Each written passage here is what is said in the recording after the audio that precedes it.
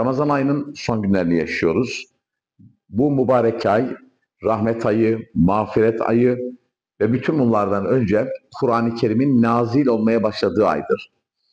Orucun farziyetine işaret eden Bakara suresindeki ayetlerde biz Kur'an'ı Ramazan ayında indirdik diye ifade ediyor.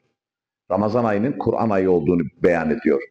Kadir suresinde de "İnna enzelnahu fi leyletil kadri ve ma edrake ma leyletul kadri. Leyletul kadri hayrun min elfi şehrin tenezzelul melaiketu ve ruhu fiha biizni rabbihim min kulli emrin selam hatta matla'il fecr" diyor. Yani biz Kur'an'ı Kadir gecesinde indirdik diyor. Kadir gecesi nedir bilir misin? Kadir gecesi 1000 aydan daha hayırlıdır. Bu gece tan yeri ağarıncaya kadar melekler ve meleklerin reisi konumundaki Cebrail aleyhisselam her önemli iş için yeryüzüne inerler, dünya semağına, yeryüzüne inerler diye ifade ediyor. Bu gecenin selam olduğunu Cenab-ı Allah beyan ediyor. Kadir gecesi Ramazan ayının zirvesidir. Kadir gecesinin hangi gece olduğu kesin olarak bilinmemekle birlikte Peygamberimizden rivayet edilen hadislerde Kadir gecesinin Ramazan ayı içinde son 10 gecede olduğu, son 10 gece içerisinde tek gecelerde olduğu, bir başka rivayette ise Müslim'de geçen bir rivayette bu gecenin 27. gecesi olduğu, yani Ramazan ayının 27. gecesi olduğu ifade edilmektedir. Ki bu gecede 26 Mart çarşamba gününü 27 Mart perşembe gününe bağlayan gecedir. İnşallah Kadir gecesini idrak etmiş olacağız.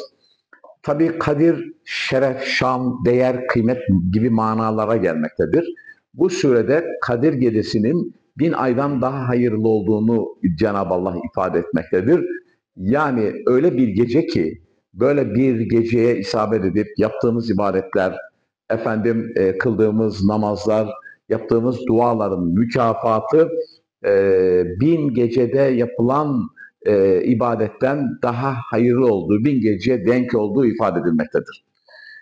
O bakımdan biz Ramazan'ın bu son günlerini her geceyi Kadir gecesi bilmek suretiyle değerlendirmenin gayreti içerisinde olalım. Kadir gecesi için özel bir ibadet var mıdır diye sorulacak olursa, Hazreti Ayşe validemizden rivayet edilen bir hadiste Peygamberimizin ona şöyle tavsiyede bulunduğu ifade edilmektedir. "Uli Allahümme inneke afuvun tuhibbil affe fa'fu anni." De ki ya Ayşe, Allah'ım sen affedicisin, affı seversin, beni de affeyle şeklinde dua et diye Hazreti Ayşe validemize tavsiye etmiştir. Dolayısıyla bizim bu mübarek gecede Peygamberimizin Hazreti Ayşe'ye tavsiye ettiği bu duayı sık sık yapmalıyız. Bununla birlikte bu gecede Kur'an okuyarak, tabii 5 vakit namazımızı, orucumuzu tutmakla birlikte, teravih namazımızla birlikte Kur'an okuyarak, istiğfarda bulunarak, tevbe ederek ve dünyevi ve uhrevi işlerimiz için Cenab-ı Allah'a yalvararak, duada bulunarak bu geceyi geçirmeye çalışalım. Tabii fakir fukarayı, garip gurabayı da bu vesileyle hatırlamamız lazım. Dolayısıyla Kadir gecesi Ramazan ayının zirvesidir. Bu geceyi iyi bir şekilde değerlendirmenin gayreti içerisinde olalım. Cenab-ı Allah bu gecede yaptığımız duaları kabul eylesin.